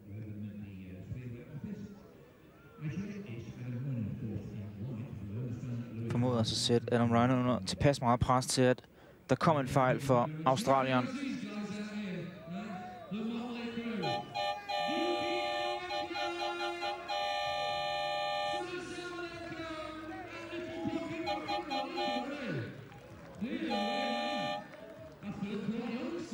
Rigtig gode billeder her, hvor Lindgren smutter forbi Robert Lambert. Lige før Lambert han genvinder frontpositionen på inderbanen, men bliver afvist her af svenskeren. Rigtig gode billeder, hvordan de hele tiden arbejder. Skal altså være særdeles adrætte for at bevæge sig rundt på cyklen i så høj fart, som tilfældet er. Også gode billeder af, hvordan Mikkel Bæk han bruger hver en centimeter på at afvise Adam Ryan. Thanks, Nigel. Peter, Kings Lynn's tactical ride help keep them on your coattails a little bit. 9-point lead with 4 heats to go. It's reasonably comfortable. Well, yeah, it's reasonably comfortable, but I mean, you've got to respect the opposition all the time. You know, they've got some quality on the other side of the pits, so, you know, we've got to be on our toes all the time. It's been a great start to the season for you guys. Not fancied by everybody at the start of the year, I have to say, hands up, including myself, but so much confidence in the side. They seem to be gelling so well. Yeah, it's surprised me, if I'm honest, because if you look at the programme, this is a team of 6-point riders. But, you know, we're averaging 50 points a meeting, and we've ridden 2 more away matches than we have here at home. So, you know, they're all stepping up to the plate every meeting. I'm just waiting for the bubble to burst, you know, but it don't show any signs of doing that at the moment anyway. It could have been a gamble with Freddie leading the side at number 1, but he's been absolutely fantastic for you this year. And Sam Masters really has stepped up to the plate, hasn't he?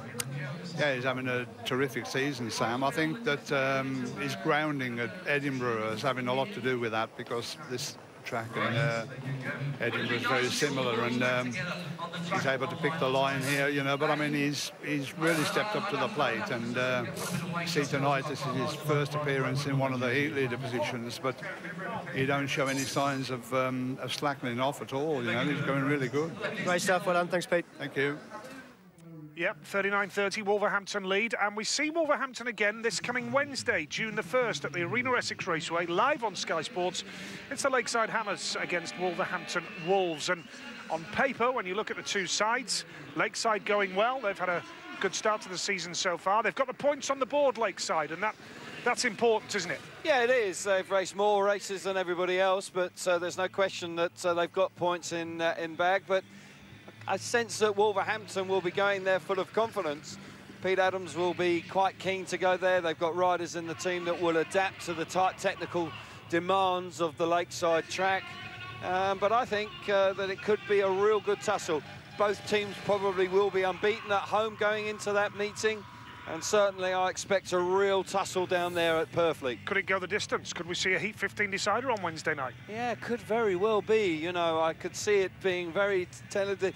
There's a change in the lineup for Lakeside with Lewis Bridger dropping down into reserve for Wednesday, which will be a strength for the Lakeside Hammers because he's been going particularly well at home just recently. Yeah, Lewis Bridger at reserve is quite a boost, if you like, although, you know, riders go up into the main body of the team. Nigel. Yeah. Lewis Kerr then going up into the team. So it will be a very entertaining night. Well, if you're in the area, the Arena Essex Raceway, just off the M25, pop along, enjoy some live speedway. Should be Vi kan altså lige ane på grafikken. Kun en enkelt mand til start hos Kings Lynn. Lewis Rose så skadet efter hans styrt i 9. heat, og han ikke er i stand til at fortsætte denne aften. Så er det altså op til Adam Rynan. Han blot hentet 2 point i hans første 4 race, så de hænger altså på med det yderste Kings Lynn. Ikke mange point, som Wolverhampton mangler at hjemføre, før de kan trække sig sejret ud af det her opgør. Og det er der også de 2 af hjemmeholdets ryttere, der får den bedste start. Henviser Adam Rynan til 3. position. Carl Howard foran Max Clegg. Og det er altså et hold, som mange engelske eksperter ikke havde til at lægge, hvor de i øjeblikket gør. Også dejligt befriende at høre for teammanager Peter Adams, at han også kunne inkluderes i den pulje, der ikke forventede det, han ser i øjeblikket. Hans ryttere ventede altså på den her boble til at eksplodere, men den har ikke gjort det endnu. Og hidtil har præstationen der også været uden slinger i valsen denne aften. Der er ikke meget at stille op for Adam Rynan i 3. position. Det er altså en komfortabel 5-1 sejr i det her heat og udbygger deres føring, så vi nok snart må afskrive Kings Lynn, Niels Christian Iversen, Mads Corneliusen og resten af The Stars mandskabet. 13 points føring nu til Wolverhampton. Ser ud til at holde deres 100% rekord her på hjemmebanen Manmore Park intakt.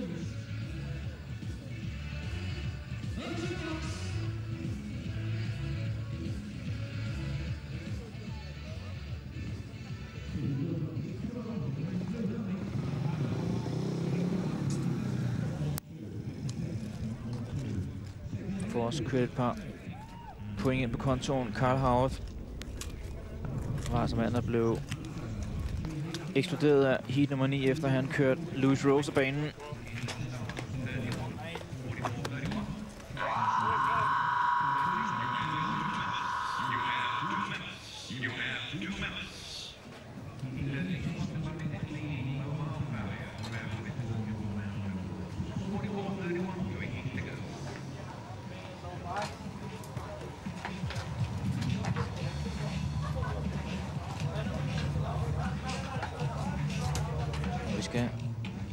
Om få øjeblikke har taget hul på heat nummer 13.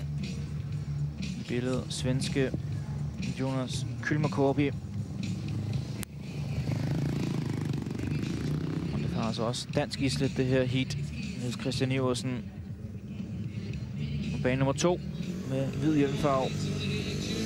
Endnu en gang altså skulder ved skulder med Frederik Lindgren, som han også fra den ene uge til den anden stifter bekendtskab med i Grand Prix-serien. Står altså ofte over for hinanden, de 2. Niels Christian Iversen og Frederik Lindgren. har været svenskeren, der har haft overhånden denne aften.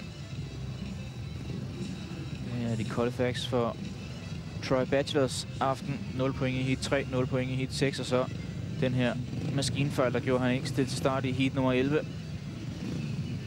0 point til manden fra Down Under.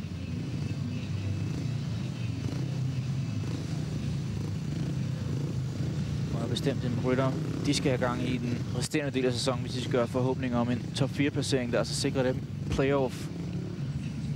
Det er altså sådan, at de 4 bedst placerede mandskaber avancerer til det, man kalder semifinalerne, hvor man mødes med en direkte duellant i 2 opgør. Og så går de 2 vinder altså videre til en efterfølgende finale.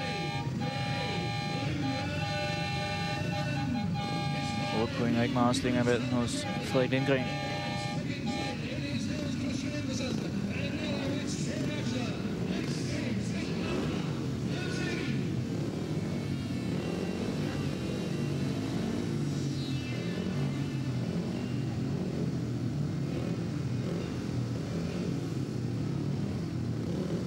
Så nu er det mere eller mindre for egen personlig vinding, at man kører. Hvis Christian Iversen har mulighed for at tilføje yderligere point på kontoen, der i øjeblikket tæller 9 point. Fik altså lidt ekstra i banken, efter han blev valgt som den her tactical rider. Heat nummer 11. Nu er han med hvid hjelmfarve. Må altså se så distanceret vælger i stedet for at benytte sig af inderbanen. Det er med bravur, at danskeren snyder fuldkommen både holdkammerat Batchelor, men også Kylmerkorpi, og det er for en sjældent gang skyld Lindgren, der indtager jumbopladsen i det her heat. Niels Christian Iversen, hårdt presset af Kylmerkorpi, afviser svenskeren i første omgang. Ligner altså, at svenskeren han får grip på inderbanen, afvist på nye danskeren.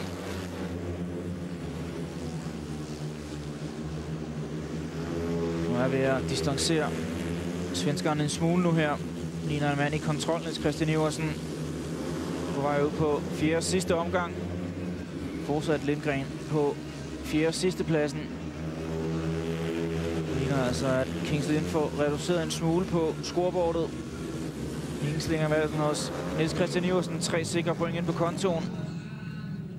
Frederik Lindgren må tage til takke med 0. Så lykkes det altså også australske Troy Batchelor at putte hans første point ind på kontoen. Efter en noget frustrerende start i hans 2 første heats, Niels Christian Iversen, så har det været med pil opad nu for danskeren. Og bliver igen den mest scorende, når han er altså i aktion. Er ofte topscoren, ikke både på sit eget mandskab, Kings Lynn, men altså også i hele matchen. Altså der er han den, der scorer højst.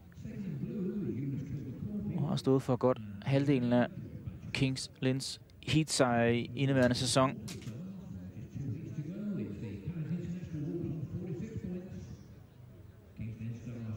Med denne her heat 13 og også med sejr heat 11, han er så på 63 af dem ud af de 140, de har hjemført. En imponerende individuel sæson, som Niels Christian Iversen er i gang med. Og det var altså ikke meningen, at han skulle køre i det engelske i den sæson. Blev der overtalt også kvæg skaden til Troy Batchelor til at tage yderligere et par måneder i det engelske. Kører så også både i hjemlandet Esbjerg, og også klubber i både Polen og Sverige, så er en travlt beskæftiget her.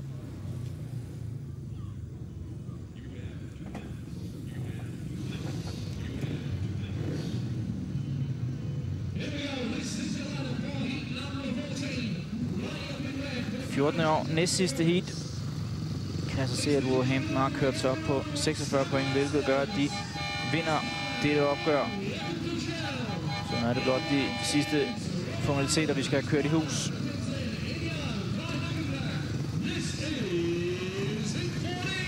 Mulighed for Sam Masters til at køre yderligere point på kontoen. Starter på yderbanen i det her heat 14.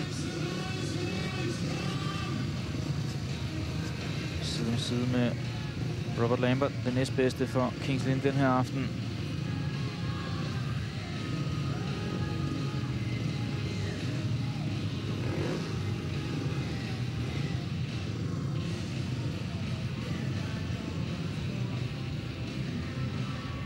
billede med den bagvendte kasket. Skade Louis Rose. Heldigvis godt at se ham på benene igen. Og altså længe om at rejse sig i forbindelse med påkørslen af ham. Se, hvem der laver starten her i hele 14. Hård kamp om det. Det er i øjeblikket svenske Jonas Torssell. Presset hårdt af Hülkenberg. Overraskende igen. Rød hjelmfarve. Sam Masters den her gang, der indtager sidstepladsen. Lambert ligger ikke langt fra Torssell. Ligner altså et angreb fra briten på svenskeren. Kommer også forbi. Fremragende kørt af Robert Lambert. Det er ikke første gang, vi ser ham foretage en overhaling på vej ud på sidste omgang. Og så godt i gang med at pynte yderligere på resultatet. Kings Lynn. Og så at nederlaget ikke blev så stort, som det så ud til i første ombæring. Heat-sejr til Robert Lambert. 4-2 til Kings Lynn her i 14. og næst sidste heat.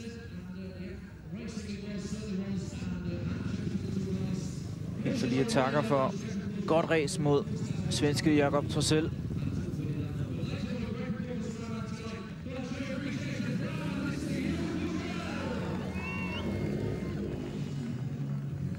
Og de kolde facts, vi kan se i baggrunden, at lyset er blevet tændt her på Monmore Green.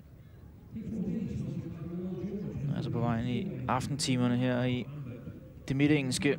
3 point til Robert Lambert.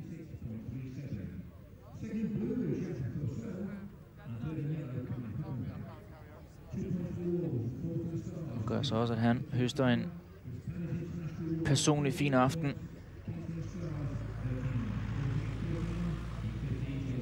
Fokus på Sam Masters, der ikke rigtig kom ud i det her 14. heat.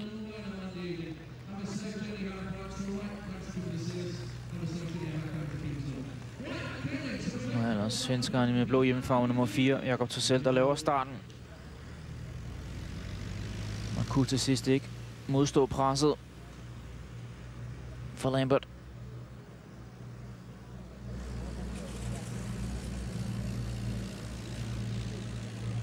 God billede her, hvordan han presser ham indenom. Tvinger ham til at slippe en smule på speederen. Perfekt udført overhaling indenom af Robert Lambert. Og en anerkendende håndtrækning af svenskeren. Slam dunk in heat number 14. A new term for Speedway. Yeah, you've got to keep working on these things, Nige, you know. Just out of that, would have been a block pass there. Slam dunk. It was, he had nowhere to go. Brilliant stuff, we love it. Sophie is with Rob Lyon. Yes, I am, Rob. It has been just one of those nights for Kings Lynn, hasn't it? Yeah, we've not had a great deal of luck tonight, but boys have kept battling on, and at least we've got a heat 15 where we can, you know, be in a position where we get a 5-1, we get a league point, which I think will be a great result for us. Do you know who you're going to put in? Yeah, Niels Christian Everson off gate 1 and Robert Lambert off gate 3. Robert Lambert, I have to say, what an exciting young man to be watching. I think for British Speedway, everybody's got some hope to look for the future, that we've got a real talent coming through here. Yeah, absolutely, yeah. I mean, tonight he's had a fantastic night, you know, so he never gives up 100%, which is great entertainment for the public, and that's what we're looking to see, really. All right, well, best of luck with getting that point. Thank you. Cheers. So that's the news for heat number 15 then for the Kings Lynn Stars, and Robert Lambert and Niels Christian Everson need a 5-1. They do, and with those two riders in the race, they are more than capable of it. I've said it before, and I'm going to say it again. It's slick out there. If you're going to hit the front in heat 15, there's a very good chance you could pull it off. Chris Lewis with the Wolverhampton manager, Peter Adams. Well, Pete, you've still got a job to do. You want to stop the Stars getting a 5-1, grabbing a league point, but difficult to know who to put in with your team. I mean, they've all had one duff ride, but they've all been very good as well. Yeah, I have this choice seemingly every meeting. I think we've used just about everybody in heat 15 so far, but I think Fred's got the bit between his teeth after what happened to him in his previous race, and I know Jacob got past there, but he looks pretty fast, and he's making a few adjustments now. So hopefully we can split him and send him back to East Anglia with nothing. That's the plan. It seems like a decent plan to me. The guys, have they spoken tactics on the first turn? Obviously, Kings Lynn took 1 and 3. I'm not surprised, because Gate 4 is a bit of a graveyard now. So, but there's a lot of manoeuvrability on this track. You know, if you miss the start, you can still do plenty. So we'll see what happens. Great stuff for them. No problems, thanks. Well, Peter Adams has got to be fairly happy with his side. They've had a good season so far. They're going to retain their unbeaten record here in the Elite League around Monmouth Green this season, and they're going to head to Lakeside in good shape, good heart, I would say, for Wednesday. They are, but I do think that they've probably had to work a touch harder than they would have wanted to this evening. I think maybe conditions have played their part, and some inspirational riding from Robert Lambert and Niels Christian Everson. But Pete Adams there was pretty ruthless in his summing up. He doesn't want Kings Lynn to get anything from this meeting at all. Yeah, if you don't know Peter Adams, he's a specialist on the after-dinner circuit. His jokes are fantastic. It is a true story, and he's an inspirational team manager as well here at Wolverhampton. He's a long-serving team manager. He's got one of the greatest records in British Speedway as a team manager here. Cradley, Coventry, 3 clubs, winning titles everywhere. Absolutely, and on the individual front as well, he's won numerous World Championships, and in recent years with Ty Wolfenden, 2 World Championships in the last 3 years. Freddie Lindgren just preparing himself for Heat 15 alongside Jakob Torshäll. So 2 Swedish riders going out to represent the home team to try and deny the Kings Lynn Stars any points here this evening. Well, heat number 15 is coming up, and Kings Lynn do need a 5-1. We know Wolverhampton have got 3 points. Whatever happens, you get 3 points for a home win in League Speedway. Now, if Kings Lynn can get a 5-1 here and lose by 6 or less, then they will then secure a bonus point, a consolation point, if you like, for losing away from home by 6 or less. This is why the rule was brought in, to try and keep meetings as close as possible so that teams don't give up, and that you never know what difference a point can make in the battle for the Elite League playoffs. Everson and Lambert capable of doing it, Kelvin. Particularly off gates 1 and 3, you know, gate 4 is very difficult, and Jakob Torshäll has the hard task of trying to do something from there in this very competitive Heat 15.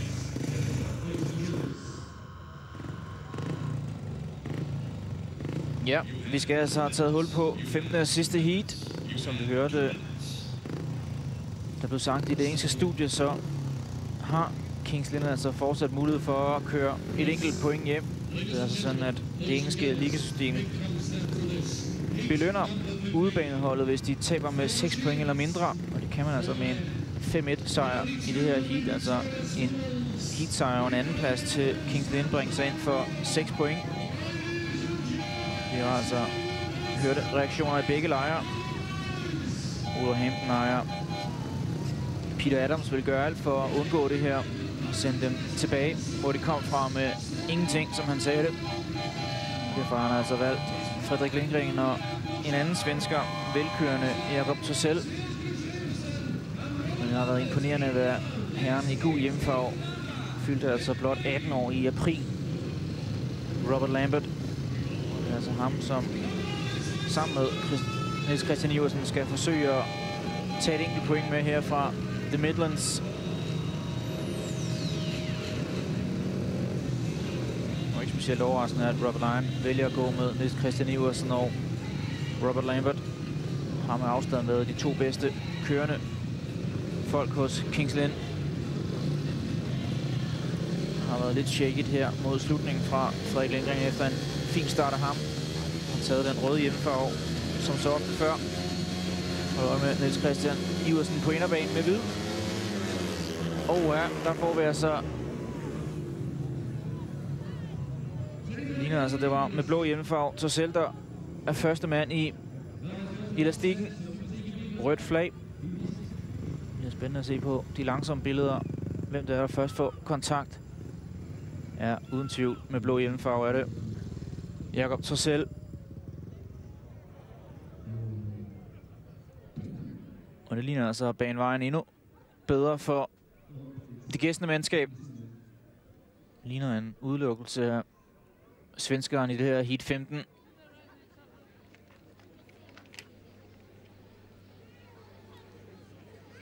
Ligner også en mand, der udmærket er klar over, hvad klokken har slået.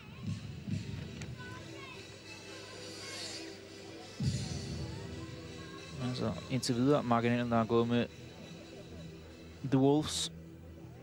Et par tvivlsomme beslutninger i starten af det her match. Men så får vi altså de kolde facts på grafikken. Blå hjelmfarvet.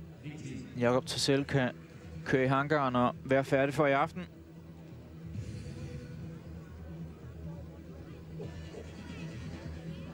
Også klokkeklart, og det er den 18-årige Robert Lambert, der står tilbage og ser de noget mere rutinerede herrer hoppe i elastikken alle tre. Første mand i den altså Thorsild. Farvel og tak for i aften for ham.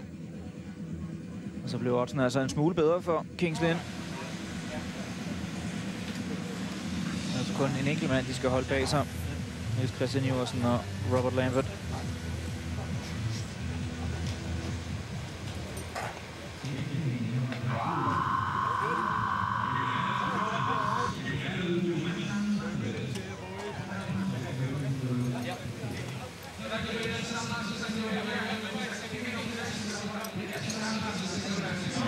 Var jeg måske for hurtigt ude her alene, altså de er ved at klargøre cyklen for nummer 3, Sam Masters.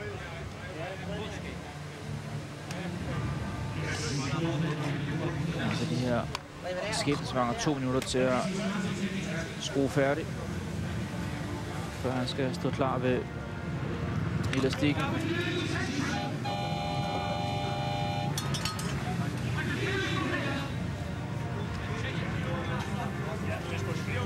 Så der fik jeg altså åbnet gaveboden lidt for tidligt for Kings Lynn.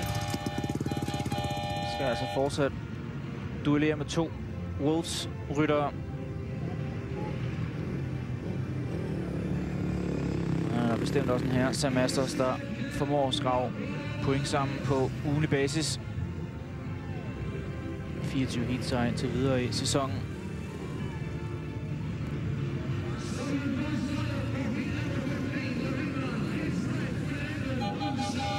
På et noget bedre afbalanceret Wolverhampton-mandskab i forhold til Kings Lynn. Fordeler altså pointene noget mere jævnt mellem sig.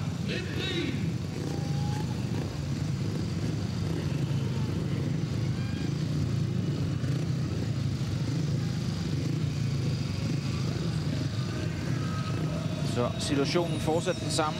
Kræver altså en første og anden plads til det gæstende mandskab, hvis de skal rejse frem med et enkelt point. De 3, der tilfælder Wolverhampton Wolves, kan der ikke rykkes ved.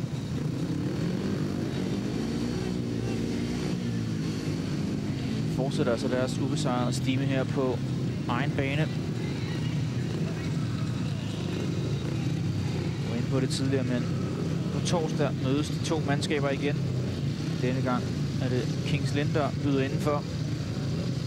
Spændende at se, om Niels Christian Iversen og company kan få revanche.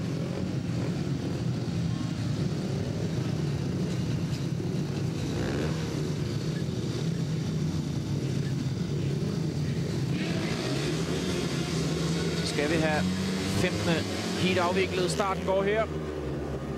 Og det bliver den ønskede i hvert fald med gul hjemmefarve. Er det Rob Lambert, der skyder frem, og Niels Christian Iversen tager også andenpladsen. Så aktuelt så er det altså et enkelt point på vej til Kings Lynn.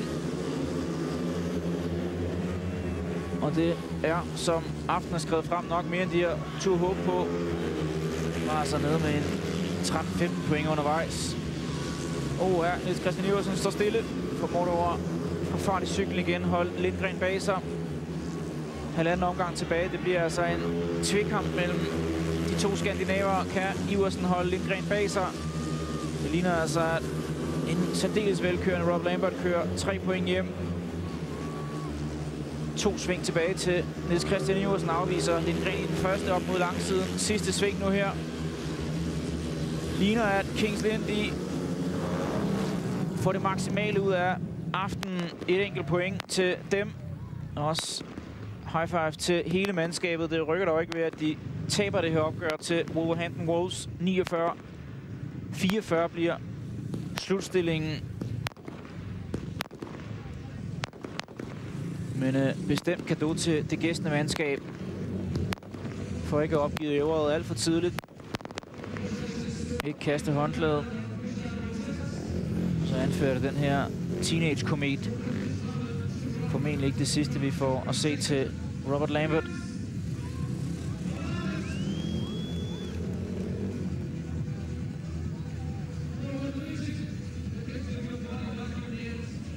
Og en fin afslutning på en fin speedway-aften. 3 point til Robert Lambert, 2 til Niels Christian Iversen, et enkelt til Frederik Lindgren. Og ingen til Sam Masters, der altså blev hastindkaldt til det her 15. heat, efter at Jakob Torsell han kørte i elastikken.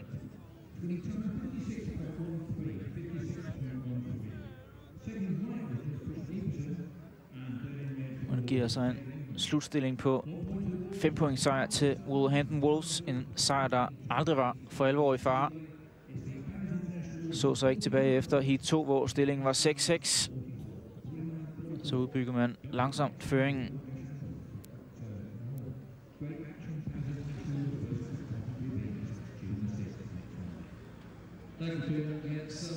Tog den altså på ny fra front af Robert Lambert. Vi er så småt ved vejs ende her fra Wolverhampton. Vi er tilbage med mere engelsk speedway allerede onsdag aften. Og det er igen med Wolverhampton den her gang som det gæstende mandskab, når de skal en tur til League Leaders Lakeside. Det er altså igen på TV3 Sport 2 2025 fra Wolverhampton. Der er det altså Kenneth Hansen, der takker af fra en sejr på 49-44 til Wolverhampton over Kings Lynn.